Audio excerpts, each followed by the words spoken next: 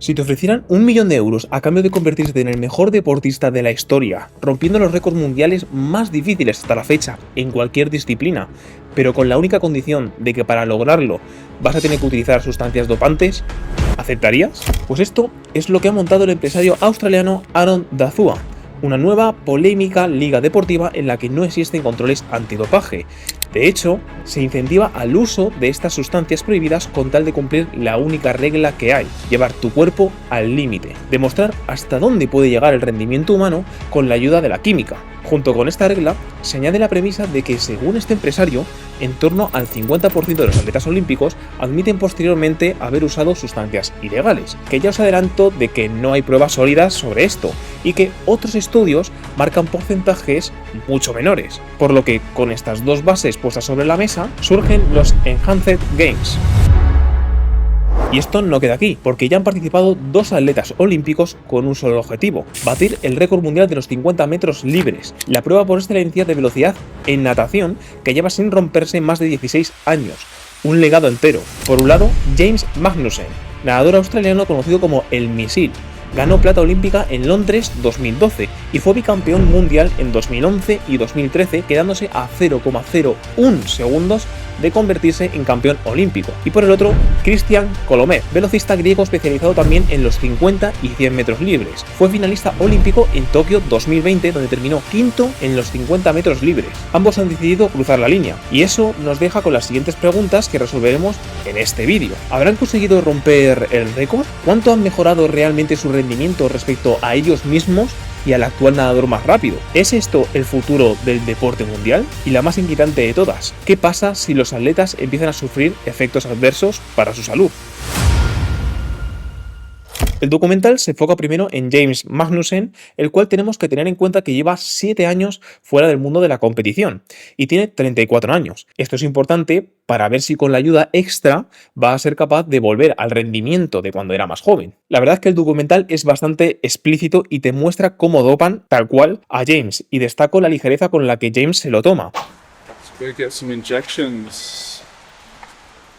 Esto es algo que hablaré más adelante, pero el blanqueamiento que se hace en este documental a las sustancias químicas no es normal. Lo primero que comenta es que se siente de nuevo como si tuviera 18 años, pero los verdaderos cambios comienzan prácticamente de forma instantánea cuando empieza a entrenar. Y para que os hagáis una idea, antes de empezar este procedimiento, entrenaba 6 días en semana y una vez al día. De hecho, comenta que ya cuando llegaba el jueves o el viernes se sentía realmente cansado, como nos puede pasar a cualquiera de nosotros si entrenamos 6 días seguidos. Pero según empieza con el procedimiento, pasa de esos 6 entrenamientos semanales a entrenar los 7 días en semana y 2 veces al día, es decir, 14 veces en semana, más del doble de sesiones de entrenamiento que antes. Y repito, esto de forma instantánea. Este ritmo lo mantuvo durante 30 días seguidos, lo que le hizo pasar de prácticamente estar sentado en un sofá a convertirse de nuevo en un nadador con nivel internacional. Para que seáis conscientes, él sentía que a las 6 horas ya era capaz de volver a entrenar, por lo que también nos da una idea de cómo estas sustancias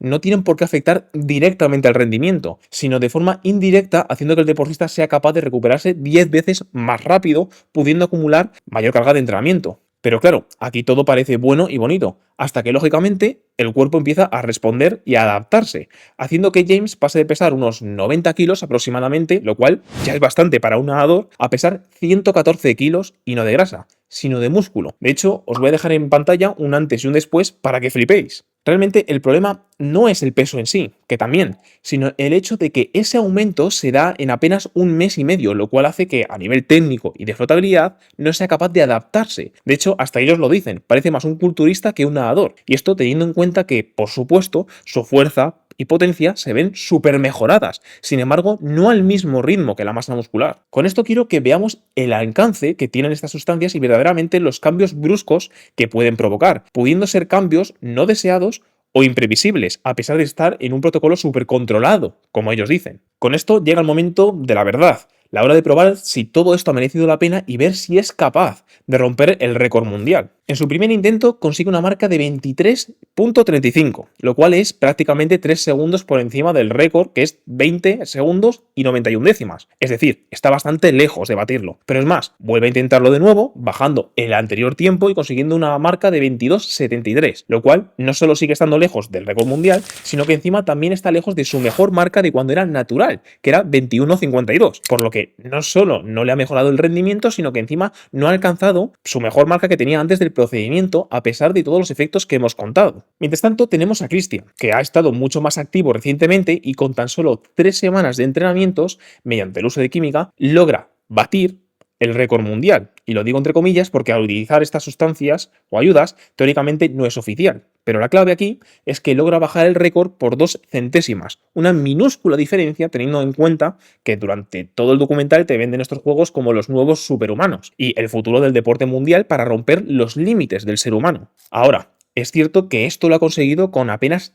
3 semanas de entrenamiento, lo cual es bastante fuerte, pero también hay que destacar que las pruebas las hacen en una piscina para ellos solos, buscando tener las mejores condiciones posibles. No es lo mismo hacer un récord en una piscina con más nadadores, los cuales al fin y al cabo generan perturbaciones en el agua que te pueden afectar, que conseguir esa marca teniendo las mejores condiciones posibles y una piscina para ti solo. Aquí surge el primer aspecto turbio, y es que al fin y al cabo, tanto James como Christian son competencia entre ellos, y al haber roto el récord Christian, es él quien se lleva el premio de $1 millón, dejando a James sin nada, por lo que Magnussen se ha sometido a todo este procedimiento farmacológico con sus riesgos para no obtener nada. Esto da para pensar, y me gustaría saber vuestra opinión en los comentarios. Pero esto no ha acabado, porque viendo el buen resultado de Christian, deciden ir a por el tiempo más rápido de esa prueba, pero sin traje completo, ya que realmente el traje lleva prohibido bastantes años en la natación, por lo que ahora tocaría ir a por Caleb Dressel y su tiempo de 21.04, lo cual es una locura de tiempo que consiguió, lógicamente,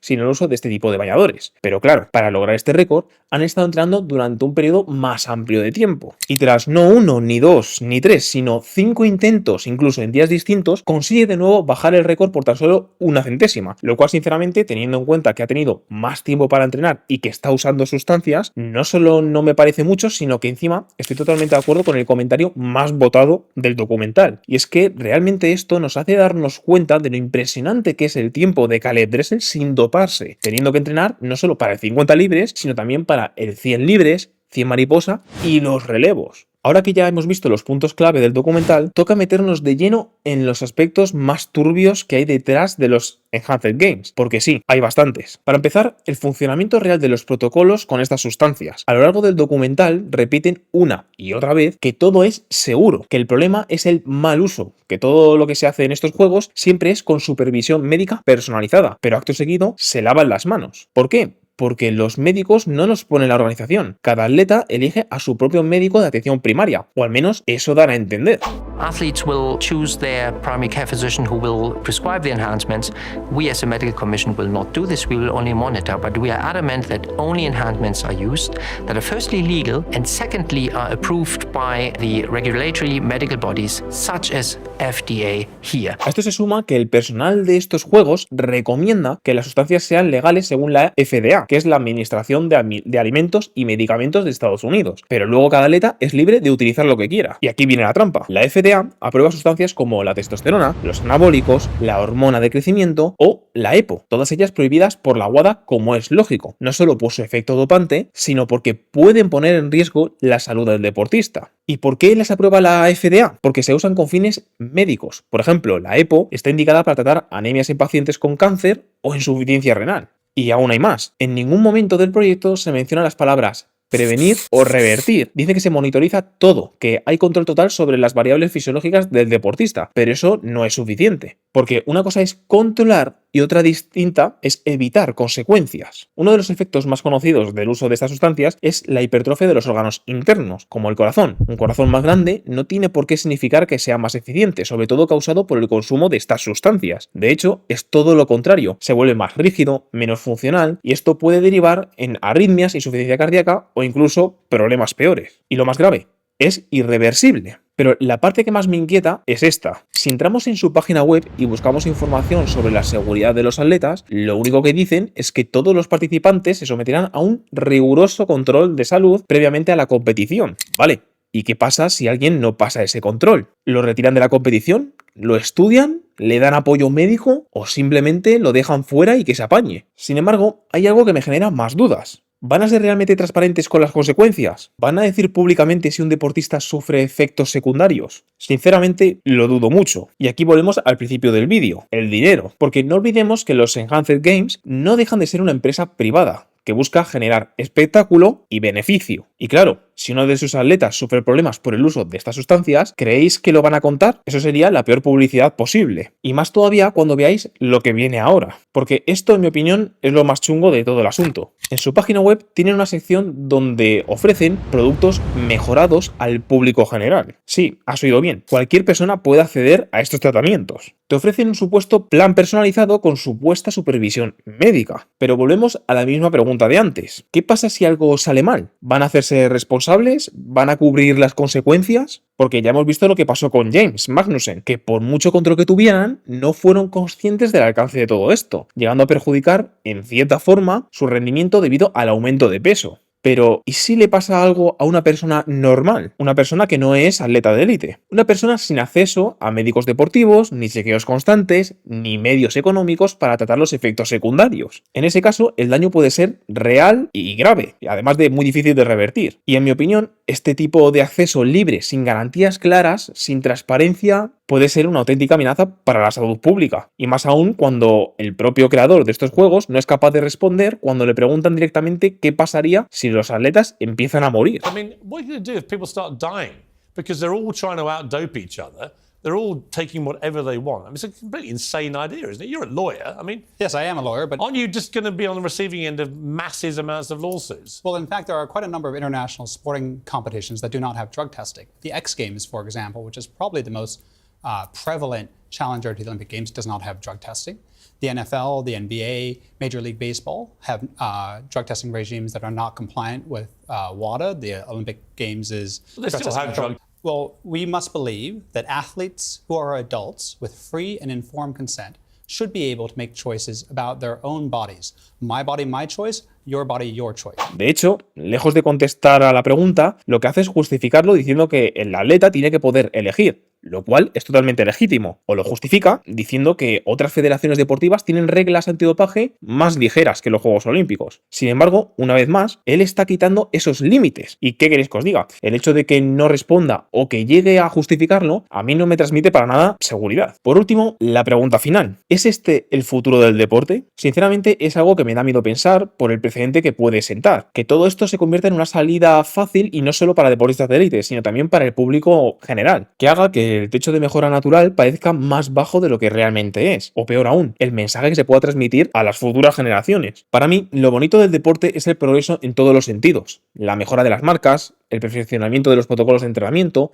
el arte de gestionar el día a día, de cuantificar, medir, de buscar nuevas formas de crecer y superarse, y me da la impresión de que con el uso generalizado de estas sustancias, ese foco se puede perder simplemente porque el cuerpo responde bien a prácticamente cualquier estímulo. Y no solo eso, sino que también se convierta en un deporte de resistencia de ver quién es el que más soporta en su cuerpo para vencer ese límite, porque recordemos que cada atleta puede utilizar lo que quiera. No estoy diciendo que la gente que utilice estas sustancias no trabaje duro para lograr sus objetivos, porque por supuesto que sí, hay que seguir entrando duro, sufriendo, comiendo bien y descansando, pero el deporte siempre ha sido algo más, ha sido también ética, límites, lucha interior y el respeto por lo que somos y el mensaje que transmitimos con él. Déjame tu opinión en los comentarios y que esto sea un debate sano, dale a like y suscríbete si te ha gustado y tienes tanto el canal de WhatsApp por el que aviso de todo en la descripción como un enlace para entrenamientos online para los que estéis interesados. Hasta la próxima, atletas.